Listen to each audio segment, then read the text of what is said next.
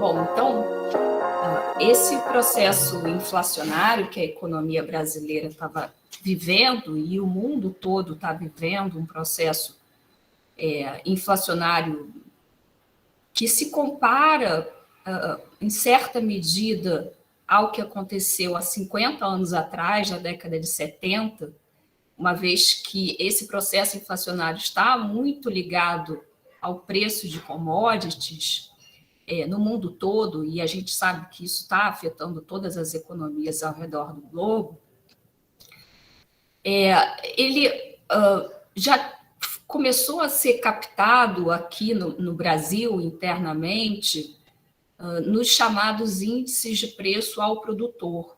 Né? Então, enquanto o Banco Central tem uma meta para a inflação que é baseada no índice de preço ao consumidor, e ele olha essa meta e expectativas em relação a essa inflação, em 2020, quando aconteceu a pandemia, a inflação brasileira ao consumidor foi muito baixa.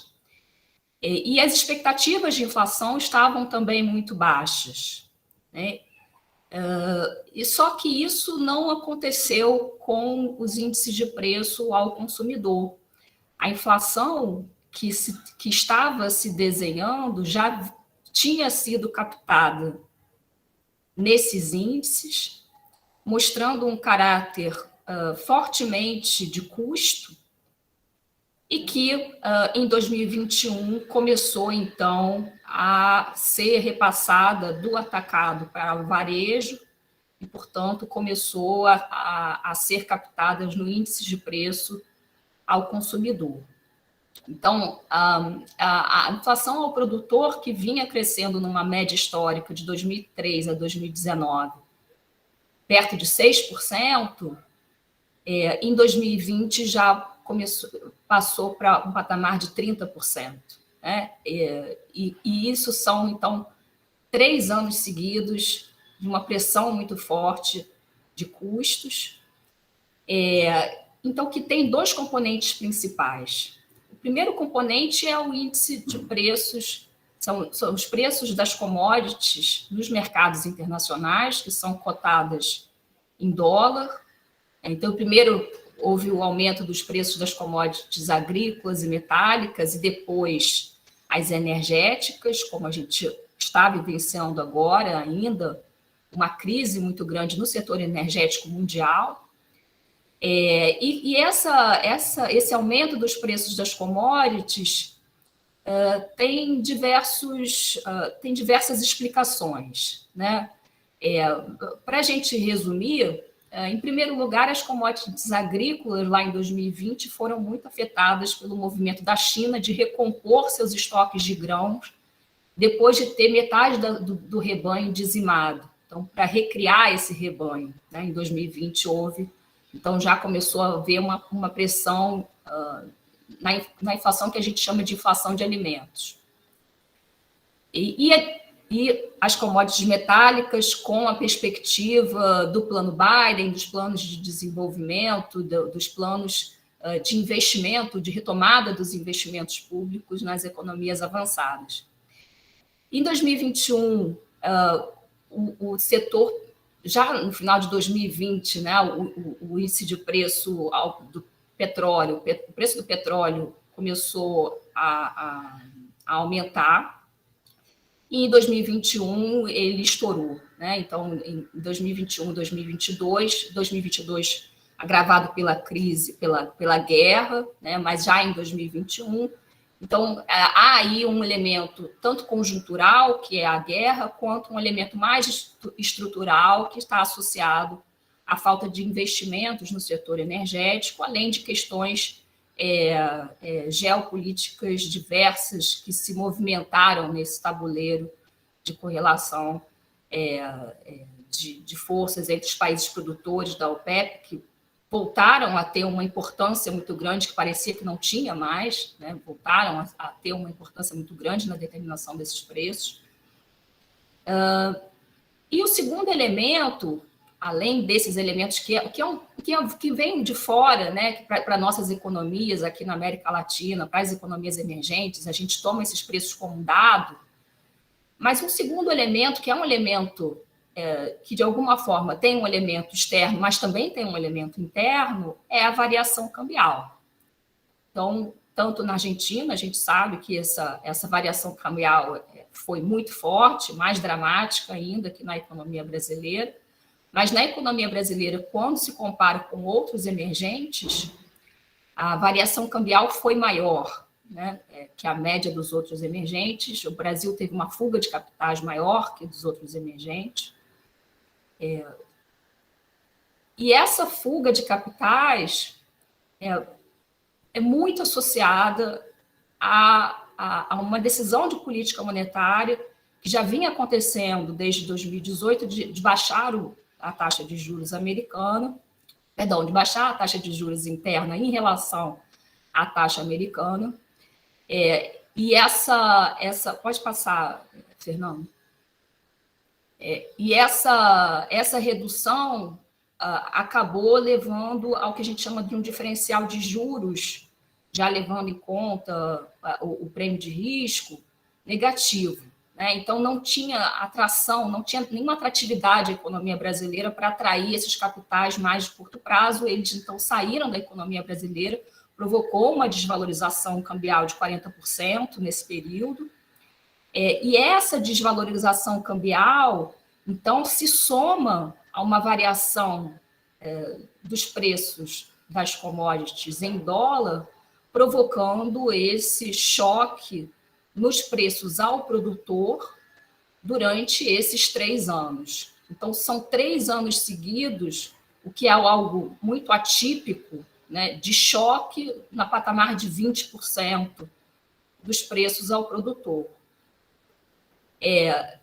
Em parte, né, a gente pode pensar aqui que esse movimento esteve muito associado a essa reação de política monetária, né, de que privilegia uma visão de que a inflação é de demanda, e isso é muito contaminado na economia brasileira, tanto que não foi só o Banco Central que errou a expectativa de inflação, mas o mercado errou a expectativa de inflação, e o mercado é muito dominado por essa visão de que a inflação brasileira é de demanda, quando, na verdade, a inflação brasileira é muito mais determinada por esse fator, né, que a gente pode chamar de inflação de custo, que são os preços internacionais em dólar e, especialmente, a variação cambial.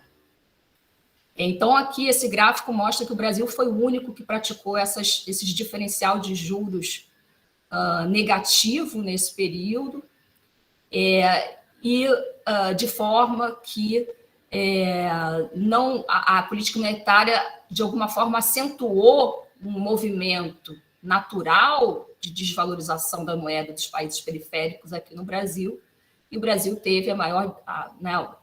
é claro que a Argentina tem uma desvalorização maior, porque tem uma questão de vulnerabilidade externa, de falta de reservas internacionais em relação à economia brasileira, e isso faz com que a inflação na Argentina seja maior que na economia brasileira, mas quando comparado a esses países emergentes, o Brasil foi o que teve o pior desempenho em termos de desvalorização cambial e, portanto, também a inflação maior do que a média desses países. Pode passar, Fernando.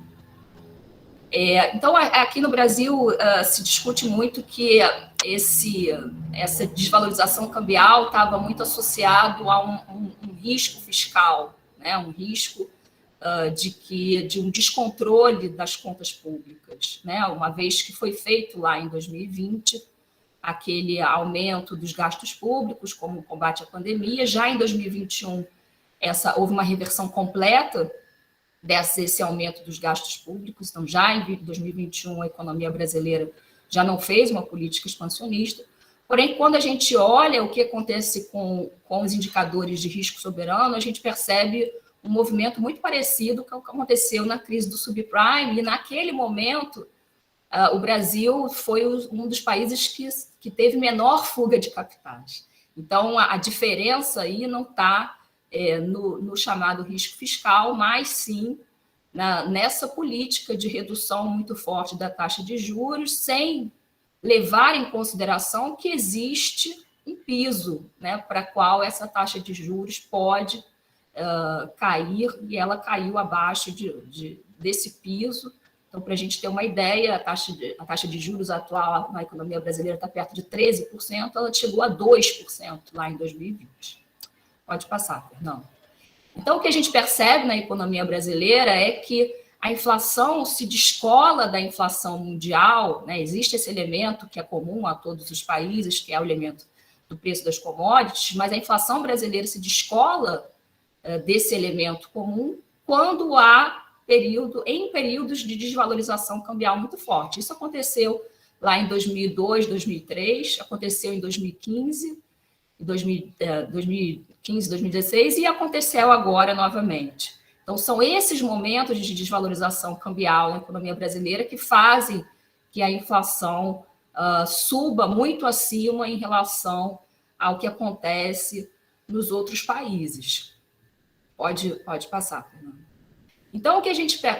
E agora, recentemente, a gente tem esse problema, né, não só do preço do petróleo nos mercados internacionais, mas agravado, né, pelo que acontece em termos de gargalos, ou seja, falta, né, de capacidade de processamento desse petróleo. Então, não há o preço dos combustíveis, eles aumentaram nos mercados internacionais, não somente por causa do preço do petróleo, da commodity petróleo, mas pelo aumento das margens do refino, né? E isso significa fruto de uma baixa capacidade de processamento desse petróleo frente à demanda mundial.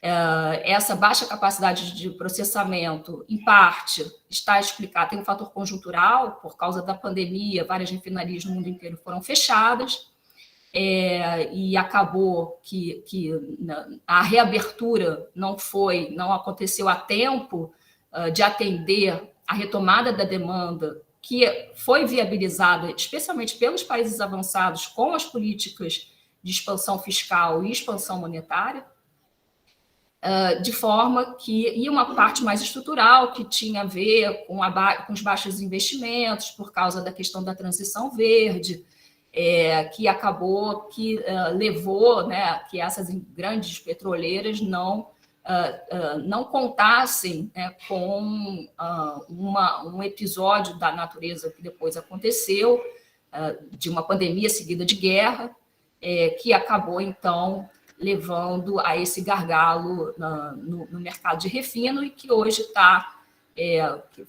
sendo, né, muito... essas refinarias estão também, né, esse problema mundial energético está muito relacionado à guerra, pois há todo um redirecionamento dos contratos em relação ao que acontecia antes, uma vez que os Estados Unidos fez o embargo do petróleo da Rússia e, ao mesmo tempo, ele está direcionando o seu combustível processado para a Europa não precisar do petróleo russo e deixando de vender para a América do Sul, como ele fazia. Então, os Estados Unidos ele comprava da Rússia, processava e vendia aqui para o Brasil, para a América do Sul e para o México, e deixou de fazer isso. Então, toda essa movimentação causa um problema na economia brasileira de acabar, uma vez que a economia brasileira, apesar de ser uma grande exportadora de petróleo, tem a necessidade de importar o óleo, porque uma vez internamente também não houve investimentos em aumento da capacidade no Brasil do refino, pelo contrário, há um processo de privatização da capacidade no refino no Brasil e desverticalização da empresa produtora de petróleo. Bom, pode passar, é o último slide. Então,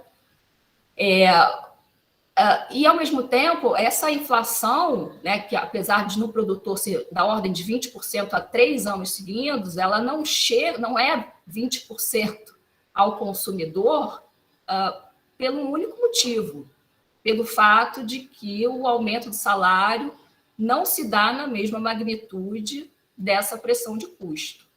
Então, a variação salarial ou apenas repõe a inflação passada ou menos do que isso, de forma que o poder de compra desses salários perde, o que causa esse viés recessivo no mercado interno.